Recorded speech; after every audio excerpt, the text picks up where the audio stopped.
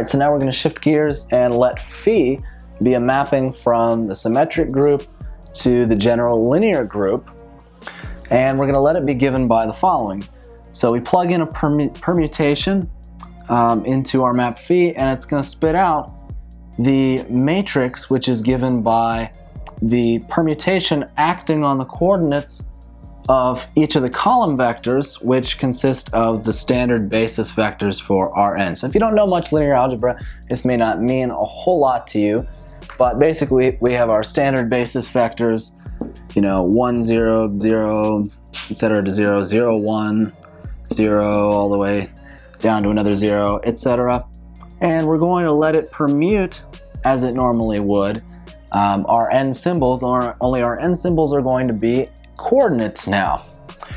So now what we want to show is that under this mapping, that phi is actually a monomorphism, so a one-to-one homomorphism.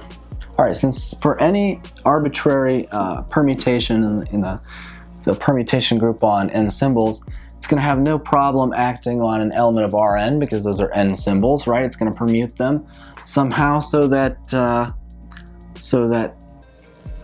if x is in Rn, then sigma of x is also going to be in Rn. We're not going to have any problems there. The mapping phi is well defined. It should be clear that this is the case.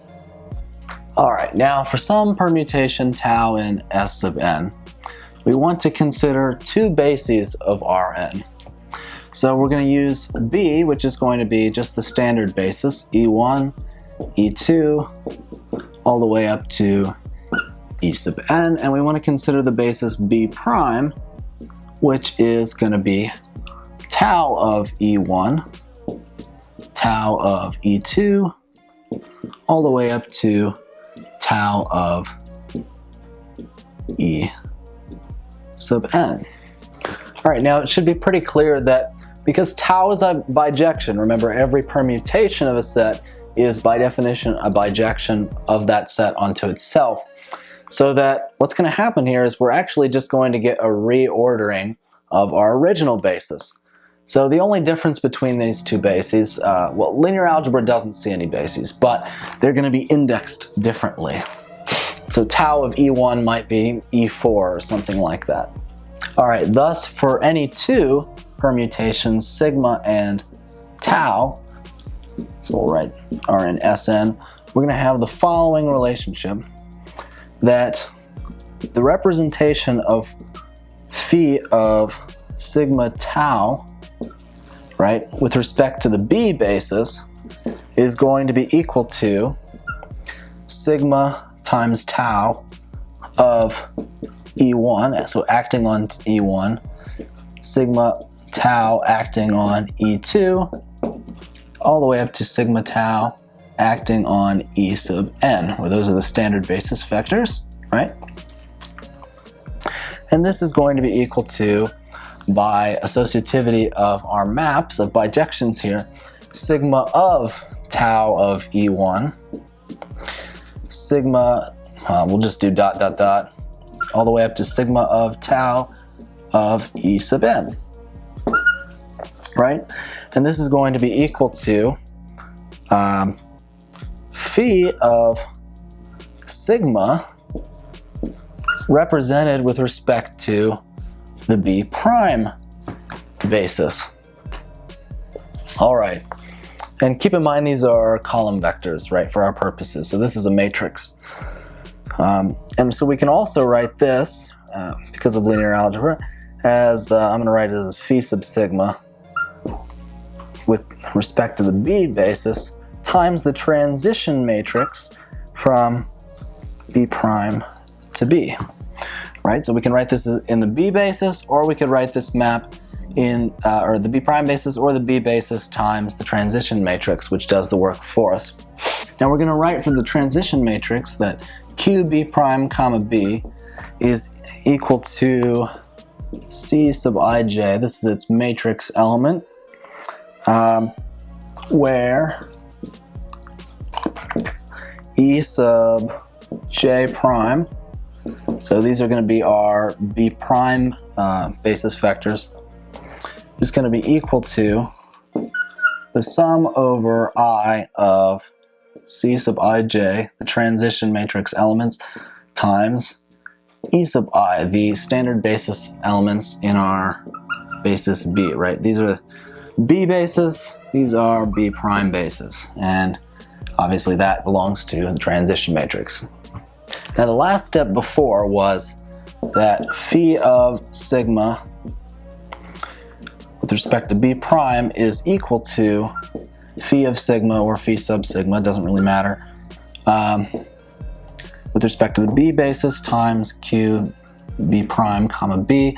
All right, now this step is justified precisely because phi of sigma with respect to B prime element ij, so the ijth element of the matrix representation of phi of sigma with respect to the basis B prime, that's a mouthful, is going to be equal to sigma of E sub j prime sub I, which is going to be equal to sigma of our linear combination as we wrote it up here, our sum over k, we're going to introduce a dummy variable k, C sub k j times E sub k in the B basis, and this is going to be the ith element of that, which is going to be the sum over k of sigma of E sub k, the ith element times C sub kj, is going to be equal to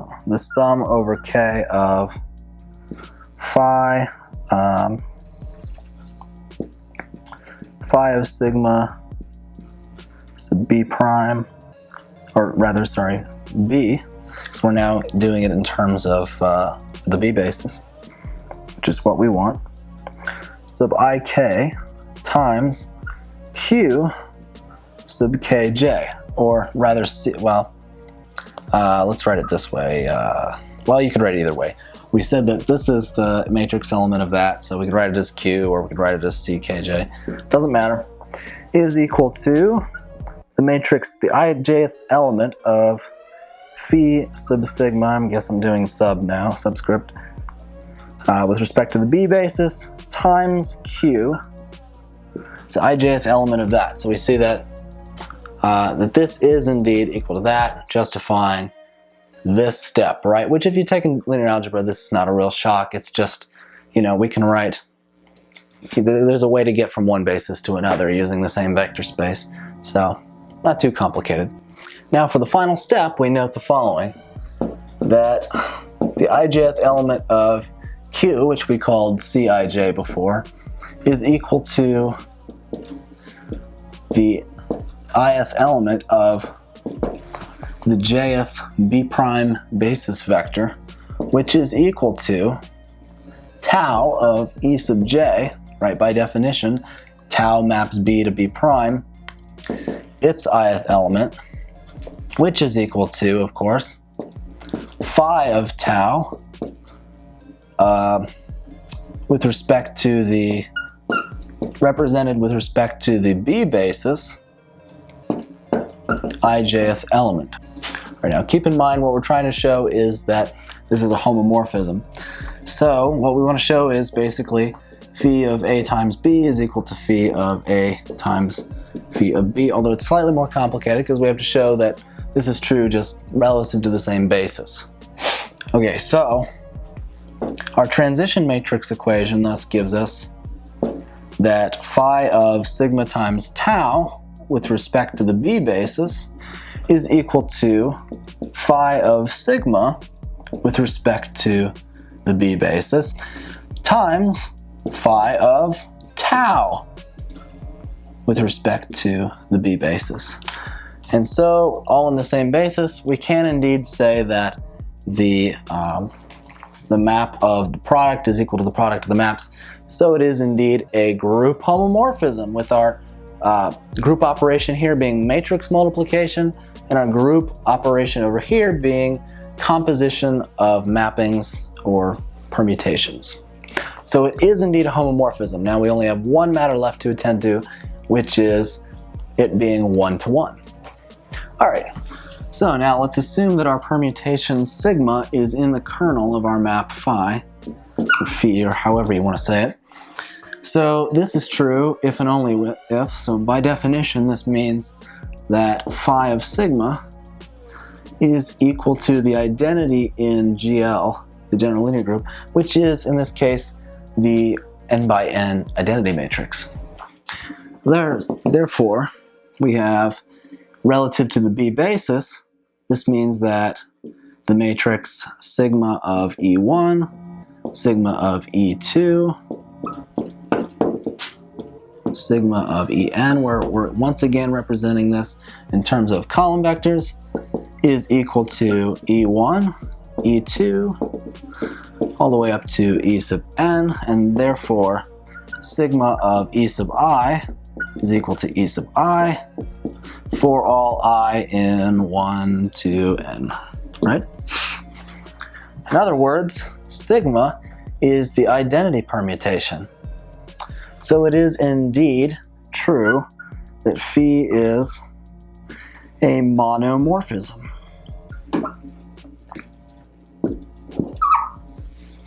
And as a corollary to this, because every map is onto its image, it's surjective onto its image, we have that phi is actually an isomorphism. So if we write phi as a mapping from Sn to the image of phi, where the image of phi is a subgroup of the general linear group here of R, n dimensions, blah, blah, blah. I'm going to have that this is actually an isomorphism onto its image. So this is going to come in really handy. What does this really mean though? The whole reason we're doing this is because of this fact, is because you can represent the symmetric group inside of the general linear group. The isomorphism means that this subgroup that exists within the general linear group, which is isomorphic to it, has all the same properties as it. So we can actually use a group of matrices to study the symmetric group. This is our plan anyway.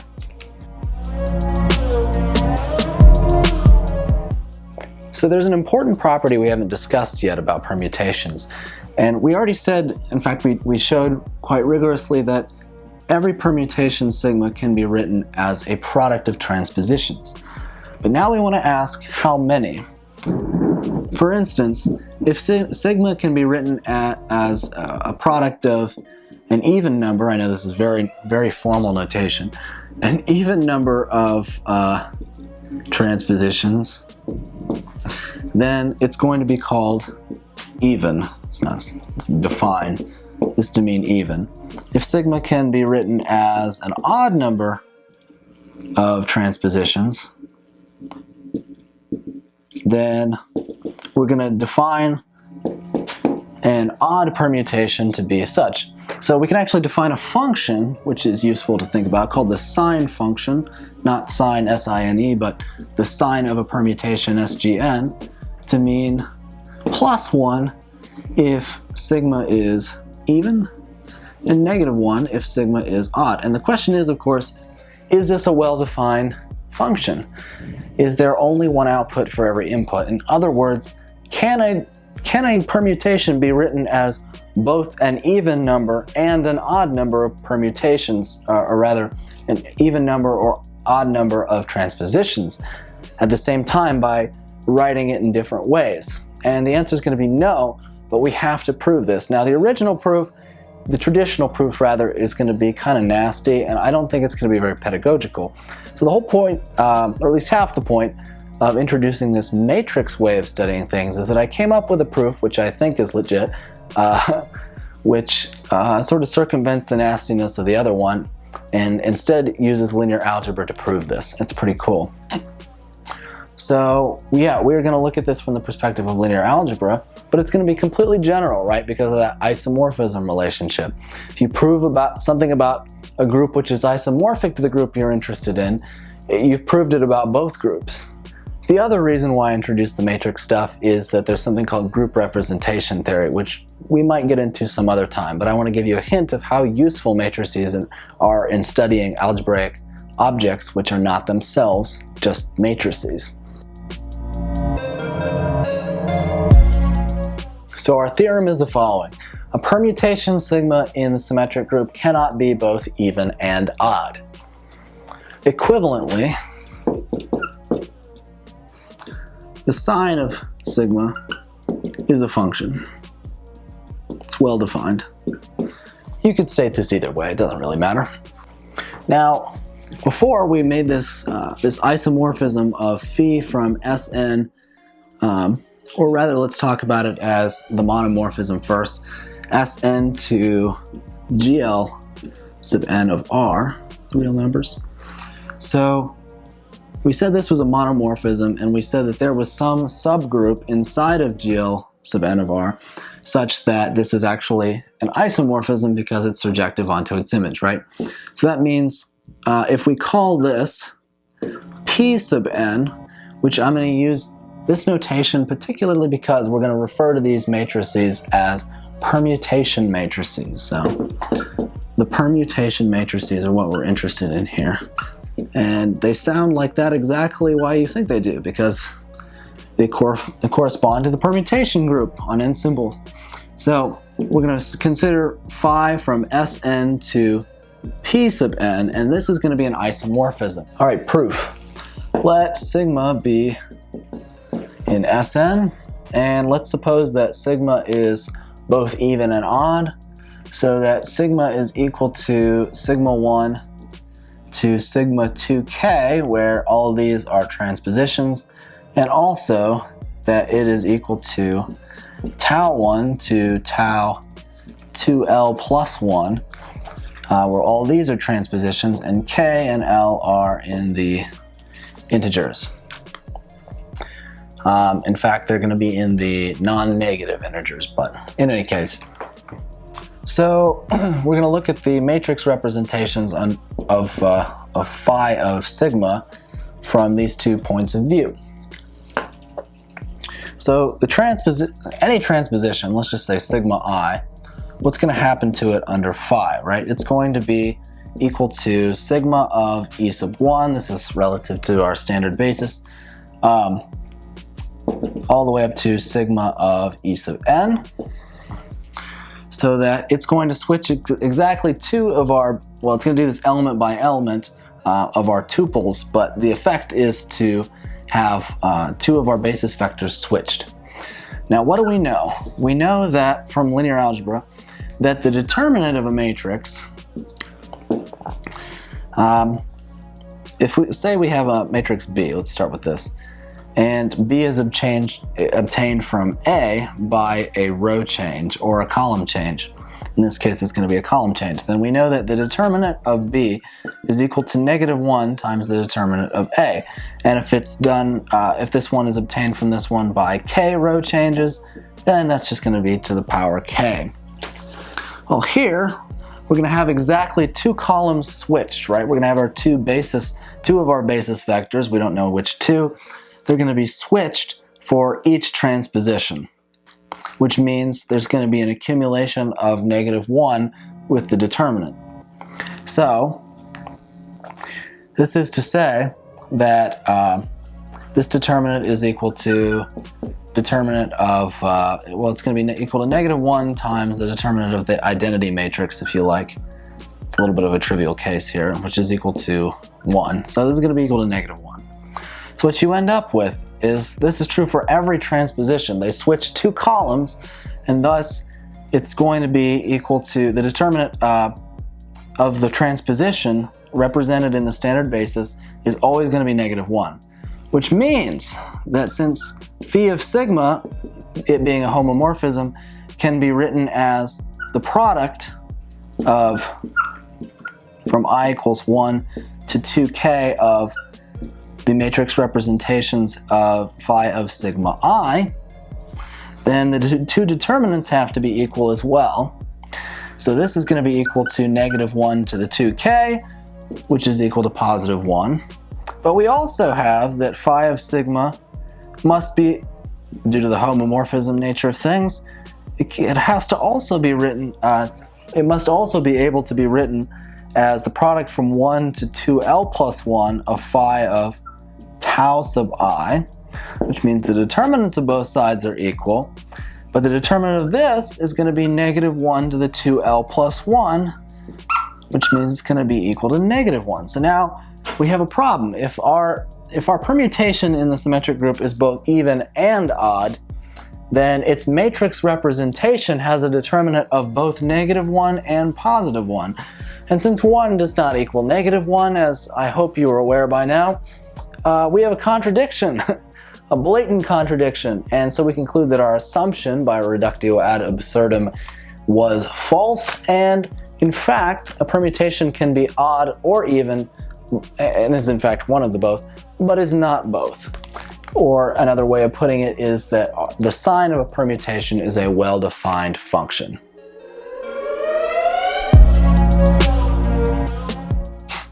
All right, for our next theorem, for each n is greater than or equal to 2, let A be the subset of our P sub n, defined as all those permutation matrices with +1 determinant, and then A is actually going to be a normal subgroup of P sub n. All right, proof. Let M and N both be in our permutation matrix group of dimension n, such that determinant of M and determinant of N are both equal to 1. Now we're going to do the subgroup test, so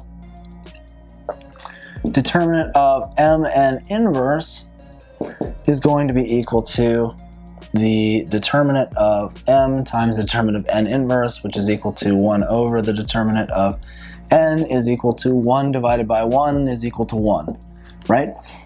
Thus, Mn inverse is also going to be in A. So M and N in A implies Mn inverse is A, so it's indeed a subgroup of P sub n. Now, is it a normal subgroup? All right, so let M be in A, and I guess we'll just use P in P sub n. Then the question is, for arbitrary M and P, is it true that P M P inverse is in A? Now clearly this is going to be in P sub n, so the only defining characteristic we need to take note of is once again the determinant. So determinant of P M P inverse is going to be equal to determinant of P times determinant of M times 1 over the determinant of P. These are going to cancel out.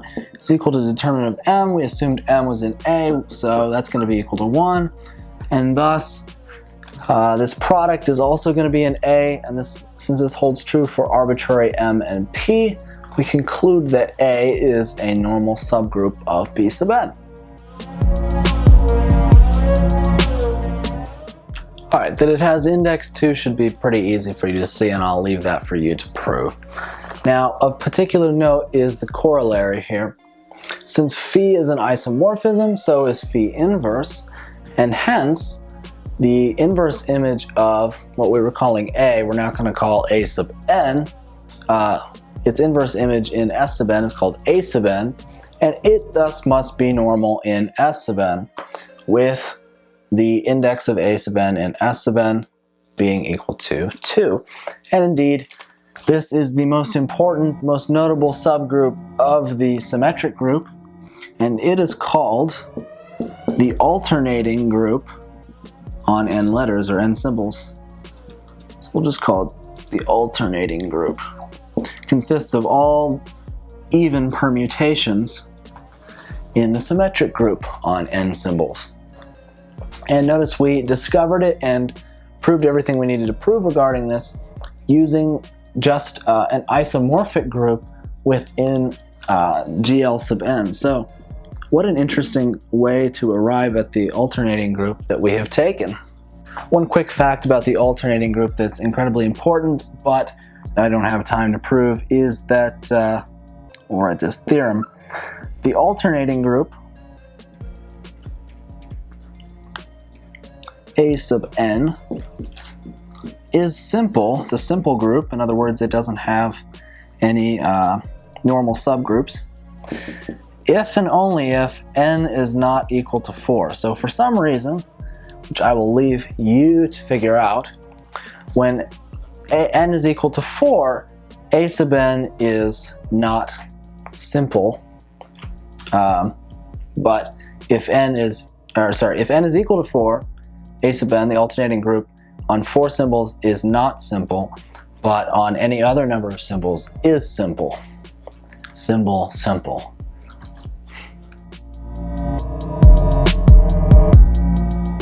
Alright, now we've come to one of the most important theorems in all of elementary group theory, which is called Cayley's theorem. It says that every group G is isomorphic to a group of permutations.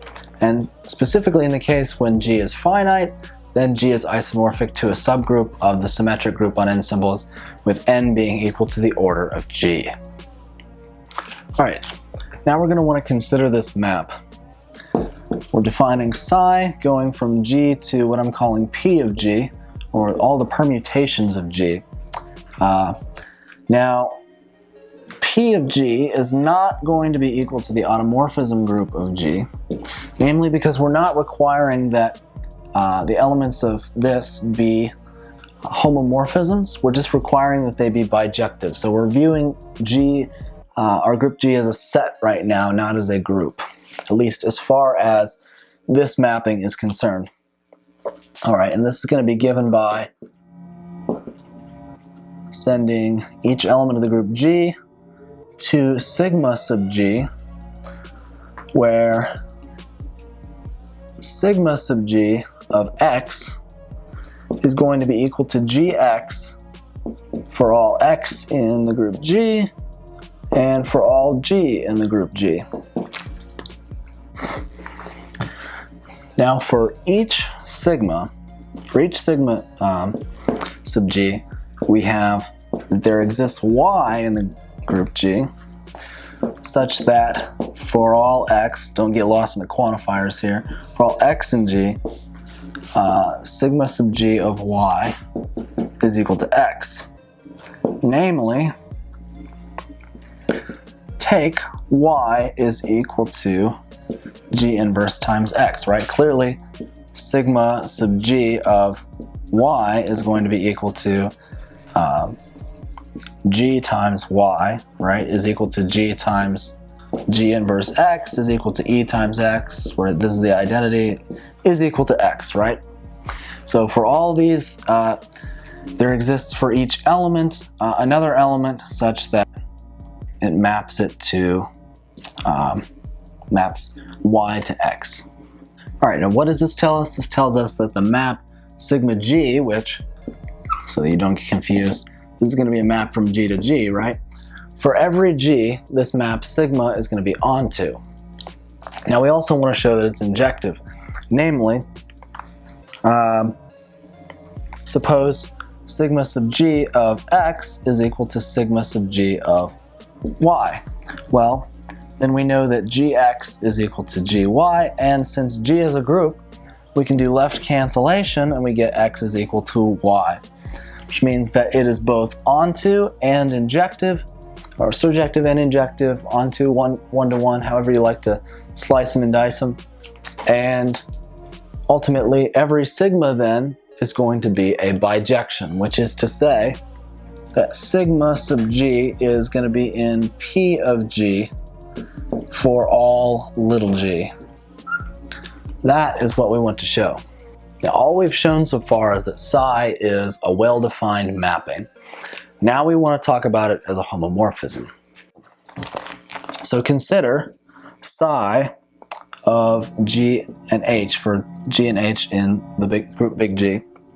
This is going to be equal to what we're calling sigma sub GH, right? Where for all x in the group G, we have sigma sub GH of x is going to be equal to GH times x, on the left, right, is equal to G times HX by associativity in the group, is equal to sigma sub G of HX, and then HX is going to be equal to sigma sub H of x, and this is equal to sigma sub G composed with sigma sub H of x, and this is of course by composition of mappings here, sigma sub g composed with sigma sub h of x. All right, now since this is true for all x, we have that sigma sub gh is equal to sigma g times sigma sub h, where times is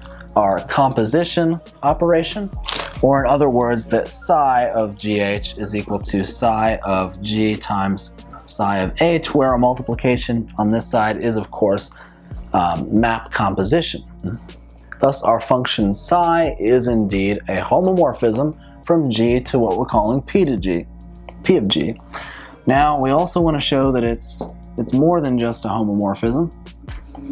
So suppose psi of g is equal to psi of h, right? Then we know that sigma sub g of x is equal to, or let's even slow that down a little bit. Sigma sub g is equal to sigma sub h, or for mappings, this means that sigma sub g of x is equal to sigma sub h of x for all x in the group G, which is the domain of both. And this is to mean that gx is equal to hx for all x in the group G. Once again, it's a group, so we can do right cancellation, and we have that g equals h. So psi of g equals psi of h implies g equals h, so we have a monomorphism, which is a step further. All right, now as we've said many times, every homomorphism is an epimorphism onto its image, so if we call h equal to the image of psi, which is clearly a group itself, right, inside of p of g, then we have that g is isomorphic to h, right? It's a monomorphism, which is an epimorphism onto its image, which is to say that it's an isomorphism onto its image, where that is a subgroup of the group of permutations of the group considered as a set.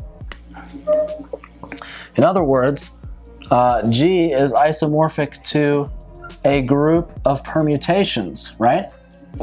Because all these are permutations of elements of the group, right? These are just bijections from G to itself, right? Permutations of G. And this is some subset of those, which is itself a group, and G is isomorphic to this, so that G is isomorphic to a group of permutations. Now, namely, if G is finite, then we have that P of G is equal to S sub order of G, right? Because the order of G is the number of elements in G, and so that is going to be our permutation on n symbols. Our n symbols are going to be our order of G symbols, so you're going to have 1, 2, all the way up to order of G, different elements, so that in the finite case, G is going to be isomorphic to a group of permutations, which is a subgroup of S sub n with n equal to the order of G. Maybe that's a little bit repetitive, but that is our theorem. It is Cayley's theorem. And so we now finally see the importance of the symmetric group, which is that every group, it doesn't even have to be a finite group, it can be a continuous group. We have this universal result that every group is isomorphic to a group of permutations. So clearly the symmetric group and all groups of permutations are going to be very useful in studying other groups. And in fact, we can write a corollary to this, which is also something I really wanted to get across.